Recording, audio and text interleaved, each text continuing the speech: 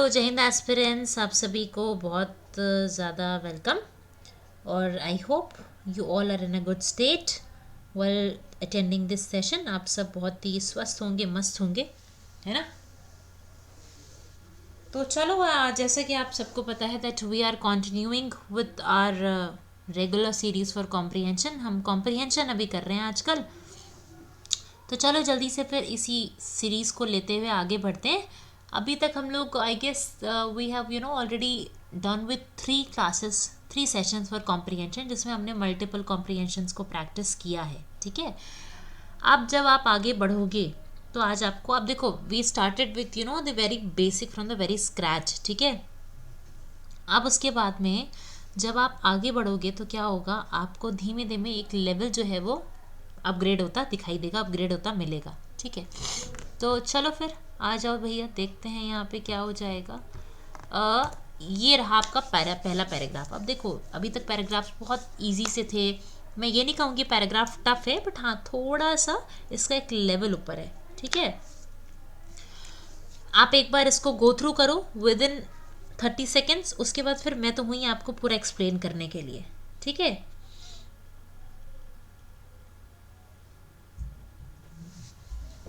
Dolphin वगैरह की कुछ बात हो रही है, जैसा कि आपको पहली लाइन पढ़ के ही समझ आ रहा होगा, है ना। कुछ डॉल्फिन जैसी कुछ ऐसी बात तो हो रही है। क्या है वो देखते हैं। बोल रहे हैं dolphins are regarded as the friendliest creature, है ना, in the sea, and stories of them helping drowning, drowning मतलब डूबते हुए सेलर्स, सेलर्स कौन, नाविक, है ना, जो सेल करते हैं, have been common since Roman times. जो डॉल्फिन्स हैं उनको बहुत ही फ्रेंडलीस्ट क्रिएचर माना गया है, और ऐसा बोला जाता है कि इनकी जो स्टोरीज़ है हेल्प करने की, कि मतलब इन्होंने डूबते हुए सेलर्स को बचाया है, वो बहुत टाइम से, बहुत पहले से ही फेमस है ना। रोमन टाइम से ये स्टोरीज जो है इनकी वो काफ़ी ज़्यादा फेमस है। ऑल राइट, अच्छा आगे देखो, आगे बोल रहे हैं आपसे, the more we learn about dolphins. ठीक है, जितना ज़्यादा हम डॉल्फिन्स के बारे में समझेंगे, ठीक है, उतना ज़्यादा हमको क्या पता चलेगा कि भाई that their society is more complex than people previously imagined. कि जो उनकी सोसाइटी है, जो डॉल्फिन्स का खुद मतलब देयर ओन वर्ल्ड, वो बहुत ज़्यादा कॉम्प्लेक्स है, जितना एक मनुष्य, एक ह्यूमन सोचता है ना, उससे भी ज़्यादा। They look after the dolphin, other dolphins when they are ill. अब एक डॉल्फिन दूसरे डॉल्फिन का ख्याल रखती है जब वो बीमार हैं। Care of a pregnant mothers and protect the weakest in the community. मतलब जो डॉल्फिन से देखो कितने समझदार हैं यार वो, कि वो ऐसे नहीं कि मतलब बस एक एक फिश क्रिएचर हैं तो ऐसा नहीं है। इनके यहाँ बिल्कुल ये ह्यूमंस की तरह करते हैं। ये जो सबसे कमज़ोर डॉल्फिन है इनके ग्रुप में, उसका ख्याल रखते हैं। अगर कोई डॉल्फिन प्रेग्नेंट है तो बाकी डॉल्फिन्स उस प्रेग्नेंट डॉल्फिन मदर का ख्याल रखती है। ठीक है, कोई बीमार है तो बाकी डॉल्फिन्स उस बीमार डॉल्फिन का ख्याल रखती है ना, जैसे कि एज वी डू, जैसे हम ह्यूमंस करते हैं, right. Some scientists have suggested that dolphins have a language, but it is much more probable that they communicate with each other without needing words. ठीक है, अब ऐसे कुछ साइंटिस्ट का मानना है कि डॉल्फिन्स की खुद की ना एक लैंग्वेज होती है, बट उनको आपस में कम्युनिकेट करने के लिए, बात करने के लिए उस लैंग्वेज की एक्चुअल में ज़रूरत है नहीं। ठीक है, could any of these mammals be more intelligent then man. क्या कोई बाकी मैमल जो है वो इतना इंटेलिजेंट हो सकता है, जितने मतलब ह्यूमन से ज़्यादा इंटेलिजेंट क्या कोई और मैमल हो सकता है। Certainly the most common argument in favour of man superiority over them that we can kill them more easily than they can kill us in the least satisfactory. ठीक है, अभी ह्यूमंस को क्या लगता है कि हम बहुत ही ईजिली डॉल्फिन्स को मार सकते हैं, बट अगर वो अपने पे आ जाएं तो वो हमें भी डिस्ट्रॉय कर सकती हैं। ठीक है, on the contrary the more we discover about these remarkable creatures the less we appear superior when we destroy them. हम जितना ज़्यादा इन क्रिएचर्स के बारे में, जितना ज़्यादा इन मैमल्स के बारे में हम जानते जाएंगे, समझते जाएंगे, हमें ये खुद में फील होने लगेगा कि जो हम इतने सुपीरियर बनते हैं ना इनको डिस्ट्रॉय करने के बाद, ठीक है, हम इतने सुपीरियर हैं नहीं। समझ रहे हो। तो ये आपका एक बेसिक कंसेप्ट यहाँ पे, एक बेसिक लेआउट आपका यहाँ पे बन गया। ऑलराइट, आगे देखो। अब पहला क्वेश्चन आपकी स्क्रीन पे ये रहा। It is clear from the passage that dolphins, dolphins में इसमें ऑप्शन क्या हो जाएगा, ए बी सी डी ई, कौन सा हो जाएगा, कि dolphins don't want to be with us as much as we want to be with them, है ना। डॉल्फिन्स हमारे साथ नहीं रहना चाहते जैसे हम डॉल्फिन्स के साथ रहना चाहते हैं, या are proven to be less intelligent than once thought, ठीक है, वो जितना हम डॉल्फिन्स को इंटेलिजेंट समझते हैं वो उससे कम इंटेलिजेंट हैं साबित हुए, या have a reputation for being friendly to humans, या फिर उनकी ऐसी रेपुटेशन है कि वो बहुत ही फ्रेंडली होते हैं ह्यूमंस से डॉल्फिन्स, या are the most powerful creature that live in the ocean, या डॉल्फिन्स जो है बहुत ही पावरफुल क्रिएचर हैं जो कहाँ रहते हैं, ओशियंस में रहते हैं, ठीक है, या are capable of learning a language and communicating with humans, वो कैपेबल हैं किस चीज़ के, लैंग्वेज को समझने के और कम्युनिकेट करने के ह्यूमन से। अब आप बताओ आपके अकॉर्डिंग इसमें क्या हो जाएगा।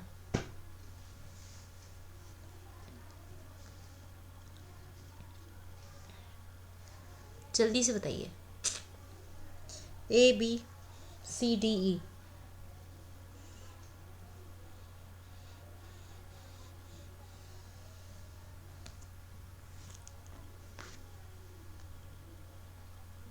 ए बी सी डी ई,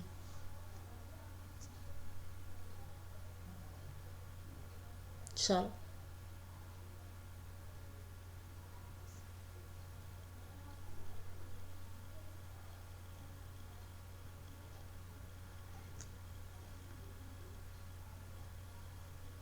आ जाओ। यार have a reputation of being friendly humans, ऐसा बोला जा रहा है ना कि इनकी जो मदद करने की स्टोरीज हैं ड्राउनिंग सेलर्स को बहुत पुरानी है।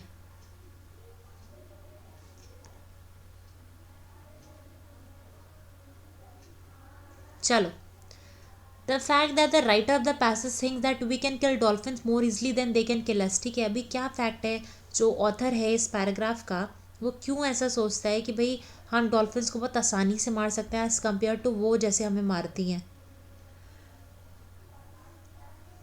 Mean that they are better adapted to their environment than we are. इसका मतलब ये है कि वो बेटर अडाप्टेड है इन्वायरमेंट से जैसे कि हमें, या शोज़ दैट डॉल्फिन्स जो हैं बहुत ही सफिस्टिकेटेड फॉर्म ऑफ कम्युनिकेशन रखते हैं या ये चीज़ प्रूव करती है कि डॉल्फिन्स जो हैं वो इंटेलिजेंट स्पीशीज़ नहीं है सी में, या does not mean that we are superior to them, या इसका ये मतलब नहीं है कि हम सुपीरियर हैं उनसे, या ई कि dolphins that proves that dolphins have linguistic मतलब related to language skills far beyond what we previously thought, ठीक है। बताओ इसमें क्या होगा।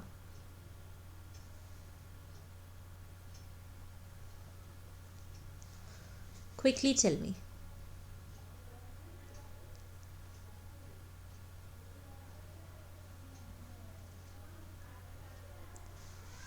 फटाफट से टेल मी।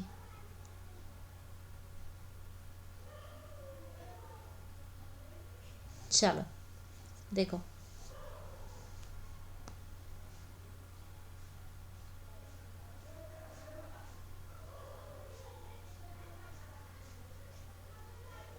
देखो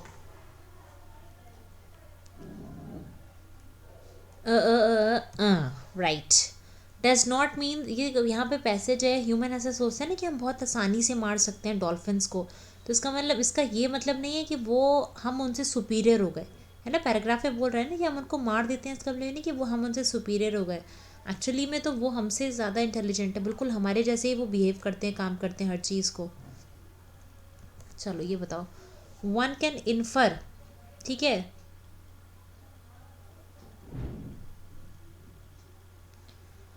फ्रॉम द रीडिंग दैट, एक पर्सन इस रीडिंग से क्या समझ सकता है, क्या क्या कंक्लूड कर सकता है, हाँ। Dolphins are quite abundant in some areas of the world, कुछ एरियाज़ में भैया डॉल्फिन्स जो बहुत अबेंडेंट हैं। कम्युनिकेशन जो है वो बहुत फैसिनेटिंग एस्पेक्ट है डॉल्फिन्स का, बहुत ही अट्रैक्टिव एस्पेक्ट, या फिर dolphins have skills that no other living creatures have such as the ability to think, ठीक है। डॉल्फिन्स के पास ऐसी स्किल्स होती हैं कि बाकी जो लिविंग क्रिएचर है, ठीक है, उनके बिल्कुल उन्हीं के जैसे उनके पास थिंकिंग एबिलिटी होती है, या it is not usual for dolphins to communicate with each other, एक दूसरे से बात करना डॉल्फिन्स के लिए कोई इतनी आम बात नहीं है, ठीक है। या dolphins have some social traits that are similar to those of humans, ठीक है। डॉल्फिन्स के पास कुछ ऐसे सोशल ट्रेट्स होते हैं जो बिल्कुल सिमिलर हैं किससे, ह्यूमंस से। सो इट्स ई, है ना। बोल रहे हैं ना, जैसे हम उनकी मदद करते हैं वो भी हमारी मदद करते हैं, वो प्रेग्नेंट डॉल्फिन्स का ख्याल रखते हैं, कोई डॉल्फिन बीमार है उसका ख्याल रखते हैं, है ना, बिल्कुल हमारे जैसे ही वो भी बिहेव करते हैं, ठीक है। चलो अब आ जाओ, now this is another paragraph, ठीक है, ये एक दूसरा नया पैराग्राफ है which you will surely love.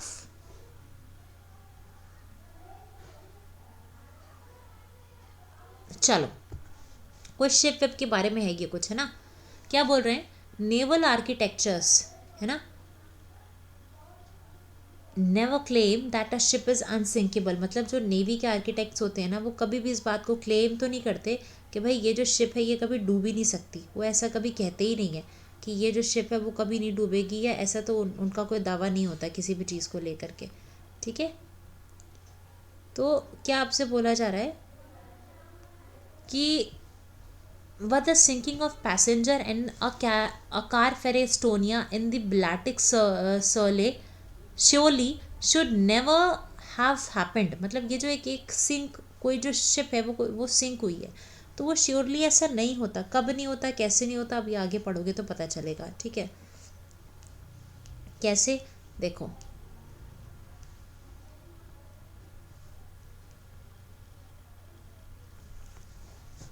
It carried the proper number of life, it was well designed and carefully maintain, well design थी वो शिप, केयरफुली मेंटेन भी करी गई थी, proper number of life boards भी थे उस पर, it had been thoroughly inspected, उसको बहुत ही प्रॉपरली इंस्पेक्ट भी किया गया था। फेटल मतलब होता है डेडली वॉयज, है ना, फेटल वॉयज मतलब क्या होता है, डेडली वॉयज। जिस दिन वो डूबी है वो शिप, उस दिन की बात हो रही है कि मतलब जब वो शिप निकली उसके पहले उसको प्रॉपरली इंस्पेक्ट किया गया था, जांचा पड़ताला गया था, ठीक है। Get hours later the Estonia rolled over and sank in cold, ठीक है। फिर भी घंटों बाद क्या हुआ, जो एस्टोनिया शिप का नाम है वो उस वेदर में, ठंड में डूब गई। स्टॉर्मी नाइट, है ना, मतलब वो रात कैसी थी, अंधेरी ठंडी रात थी, स्टॉर्मी नाइट थी, स्टॉर्म था बहुत ज़्यादा। It went down so quickly that most of those on board caught in their dark flooding cabins and had no chance to save themselves. वो इतनी तेज़ी से नीचे जाने लगी कि जो लोग केबिन में थे उनको तो अपने आप को बचाने का मौका भी नहीं मिला।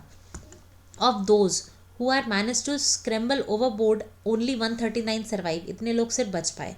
The rest died of hypothermia, hypothermia मतलब जो बहुत ज़्यादा ठंड से आप मर जाते हो ना, तो बहुत सारे लोग तो हाइपोथर्मिया से मर गए। उसके पहले rescue could pluck them from the cold sea, जो रेस्क्यू टीम उनको जाके बचाया उसके पहले। The final death toll about amounted to 912 souls, मतलब 139 बचे, 1912 लोग ईश्वर को प्यारे हो गए। हावर हालांकि there were an unpleasant number of questions about why the Estonia sank, भाई एस्टोनिया क्यों डूबी। इतने सारे सर्वाइवर्स जो हैं वो मेन थे इन prime of the boat, while most of the dead were women, child and elderly। मतलब कि बड़े, महिलाएं और बच्चे, ज़्यादातर मरने वाले यही लोग थे, जो मेन थे ना वो मैक्सिमम बच गए। तो क्वेश्चन पूछता है कि one can understand from the reading that, एक पर्सन रीडिंग से क्या समझ सकता है। अब आप आराम से इसको देखो और मुझे बताओ आपको ये रीडिंग करके क्या समझ आता है।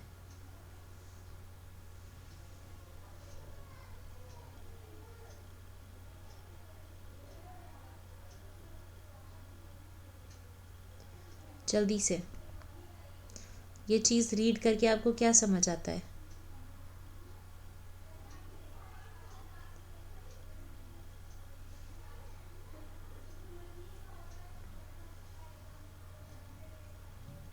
What will be the correct order here? जो लाइफ सेविंग इक्विपमेंट्स थे वो अच्छे से काम नहीं कर रहे थे बोर्ड पे, इसलिए भाई लोग बच नहीं पाए। या फिर आपका बी होगा कि design flaws and incompetent crew contributed to the sinking of Estonia. फिर एक भाई डिज़ाइनिंग गलत थी उसकी, इनकम्पिटेंट क्रू था शिप पे, इस वजह से वो डूब गई शिप।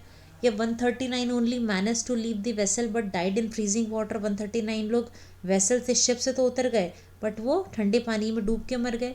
या नेवल आर्किटेक्चर क्लेम करते हैं कि जो एस्टोनिया थी वो कभी नहीं डूब सकती थी। या फिर मोस्ट विक्टिम्स जो हैं वो ट्रैप हो गए बोट में क्योंकि वो अपने केबिन में थे, अपने रूम के अंदर थे। बताओ जल्दी से इसमें क्या हो जाएगा।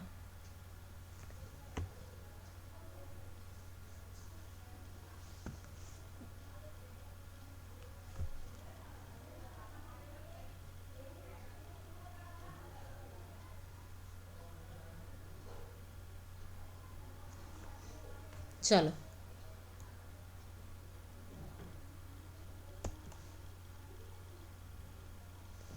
Most victims were trapped inside the boat as they were in their cabins, है ना, ये चीज़ आपको क्लियरली बताई गई है कि भाई ज़्यादातर जो विक्टिम्स थे वो बोट के अंदर, मतलब बोट पे ही रह गए, है ना, क्यों, क्योंकि वो सारे अपने केबिन में थे तो वो फंसे रह गए, वो अपने आप को नहीं बचा पाए, वो निकल ही नहीं पाए बाहर, तो कैसे बचाते। It is clear from the passage that the survivors of the accident, passage से ये चीज़ क्लियर है क्या, जो सर्वाइवर हैं एक्सीडेंट के वो कौन है, वो क्या है।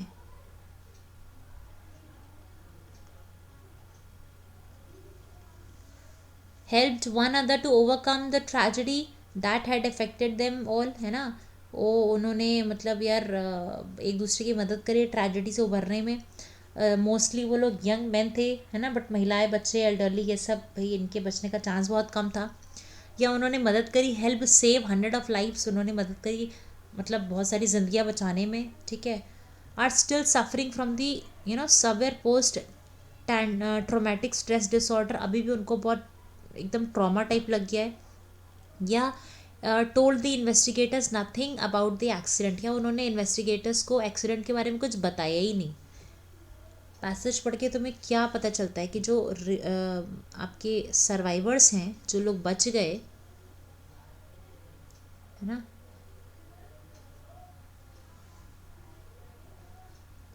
वो क्या है।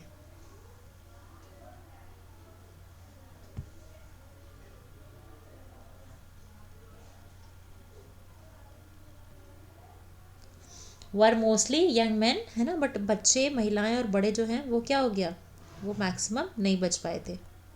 According to the passage when the Estonia sank, जब एस्टोनिया डूबी तो क्या हुआ।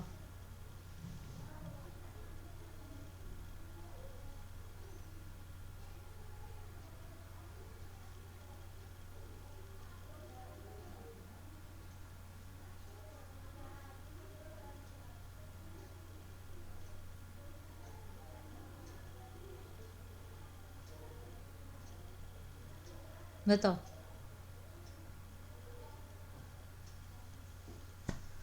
ऑल राइट, पैसेज के अकॉर्डिंग जब एस्टोनिया डूबी there were only 139 passengers on board, या कुछ पैसेंजर्स असलीप थे, सो रहे थे, है ना, या फिर there were enough life boats for the number of people on board, है ना, इनफ लाइफ बोट थी, मतलब नंबर ऑफ जितने भी लोग थे बोट पे उसके उनके लिए। या faster reaction by the crew could have increase the Estonia chance of survival, है ना, बहुत तेज़ी से क्रू मेंबर्स ने बहुत क्विकली एकदम काम किया जिससे कि भाई सर्वाइवल के चांस लोगों का बच गया। या जितने भी पैसेंजर्स हैं वो ऑलरेडी मूव आउट कर चुके थे इनटू द ओपन डेक।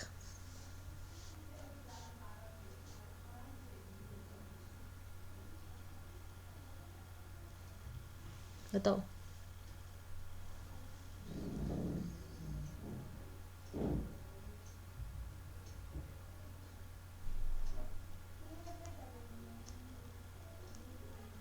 ठीक है,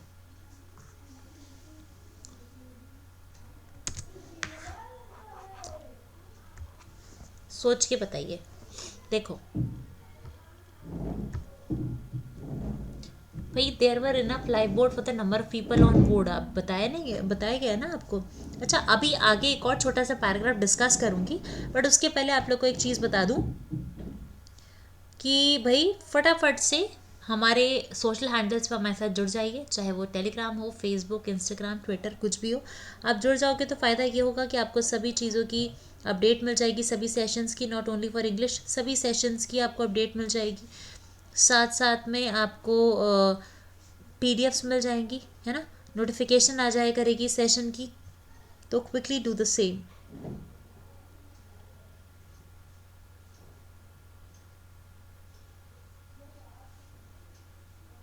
चलो, now coming to another paragraph, erosion in America. Erosion मतलब क्या होता है कि वो नहीं आपका बर्बाद हो जाता, पूरा लैंड वैंड होती है ना वो आपकी थोड़ी सी अनफर्टाइल हो गई। ठीक है, तो बोल रहे हैं erosion of America's farm land by wind and water has been a problem since settlers first put the prairies and grasslands under the plough in the 19th century. मतलब 19th सेंचुरी से ही ये आपकी इरोजन की problem तो हमेशा से America में रही है। By 1930s more than 282 million acres of farm land were damage by erosion, है ना। 1930 में अराउंड इतनी मिलियन जो लैंड है वो बर्बाद हो गई फार्मलैंड इरोजन से।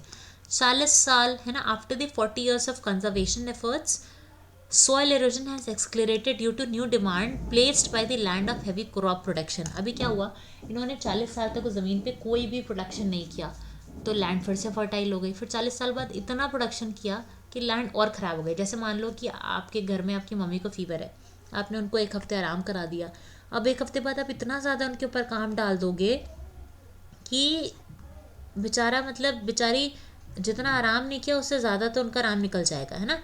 तो ये चीज़ आपकी गलत होती है, ठीक है।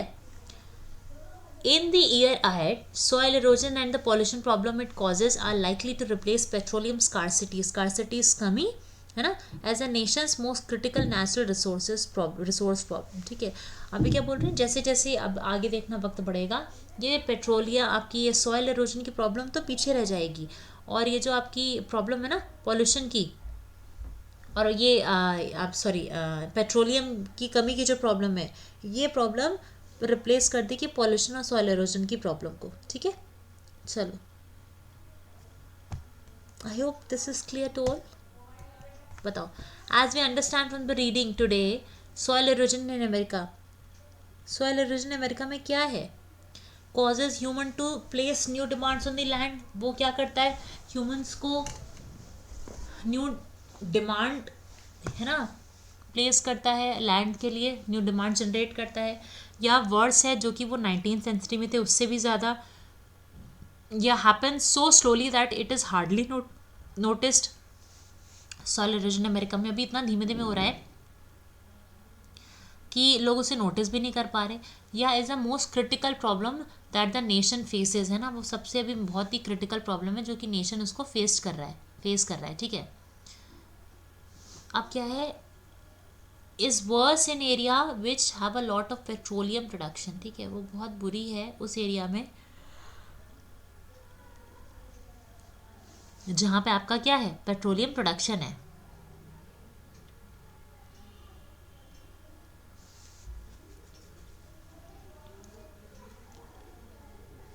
बताओ,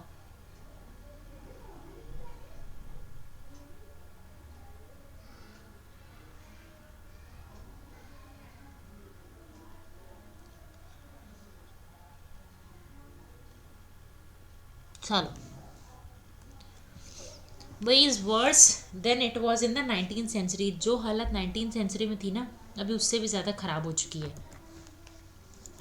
the author point out in the passage that erosion in America, author क्या पॉइंट आउट करता है पैसेज में कि जो सॉइल इरोजन है अमेरिका में, ठीक है, has damage 282 million acres ever since settlers first put the prairies and grasslands under the plow, या फिर has been so severe that it has forced people to abandon their settlements। मतलब इतना ज़्यादा है कि उसने मजबूर कर दिया लोगों को कि भाई अपना घर द्वार छोड़ के जाओ, है ना।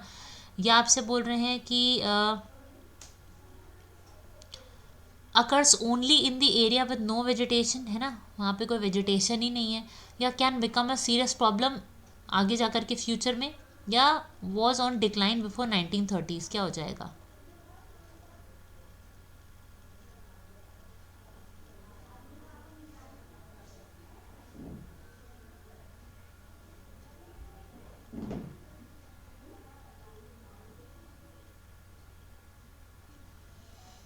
बताइए।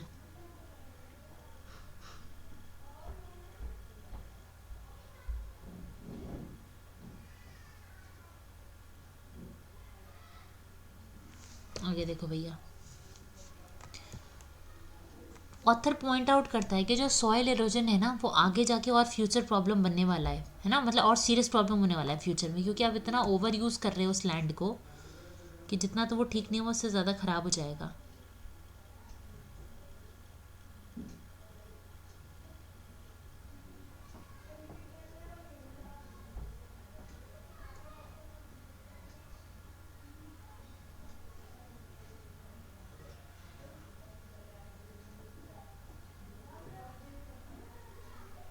चलो देखो, it is pointed out in the reading that in America, ठीक है, पॉइंट आउट किया गया है पैराग्राफ में कि अमेरिका में क्या है, पेट्रोलियम जो है causing heavy soil halogen and pollution problem, जो पेट्रोलियम है वो बहुत ज़्यादा सॉइल एरोजन पेट्रोल प्रॉब्लम फैला रही है, या heavy crop production is necessary to meet the demands and to prevent a disaster. भैया हैवी क्रॉप प्रोडक्शन बहुत ज़रूरी है किस चीज़ के लिए, ठीक है, to meet the demand and to prevent disaster, या फिर सॉइल एरोजन जो है has been hastened due to the over use of farming land, soil erosion बढ़ गया है क्योंकि बहुत ज़्यादा फार्मिंग लैंड का यूज़ कर दिया गया, ओवर वहाँ पे ओवर फार्मिंग करने की वजह से, ठीक है।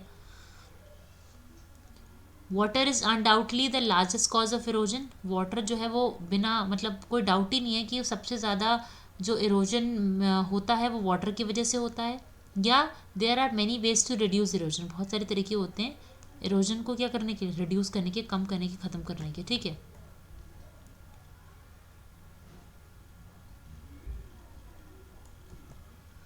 भाई सॉइल इरोजन बढ़ गया है अमेरिका में किस वजह से, ओवर फार्मिंग की वजह से। आपको बताया गया ना कि 20 साल तक तो 40 साल तक तो उन्होंने कोई भी वहाँ पे प्लांटेशन नहीं किया, फिर 40 साल बाद जब लैंड फर्टाइल हो गई तो इतना ज़्यादा प्लांटेशन कर दिया कि लैंड आपकी क्या हो गई, पूरी की पूरी आपकी जो पूरी लैंड थी वो एकदम और ज़्यादा ख़राब हो गई है ना, और ज़्यादा इरोजन हो गया वहाँ पे। तो बस आज इसी के साथ आपसे मैं अलविदा लूँगी, ठीक है। अब सेशन को आपको शेयर कर देना है, लाइक कर देना है। अब आपसे मैं मिलूँगी नेक्स्ट वीक में, ठीक है, with I guess a series of combined session की सीरीज़ के साथ, है ना। तब तक के लिए मस्त रहो यार, बस व्यस्त रहो, पढ़ते रहो, सेशन को शेयर लाइक कर दिया करो, और जैसे कि मैंने आपको सेशन के मीनवाइल दिखाया था अपने सारे सोशल हैंडल्स, तो उन पे जुड़ जाइए, आपको वहाँ पे बहुत सारी डिटेलिंग और सारी चीज़ें मिल जाएंगी। Okay then bye bye, take care all of you.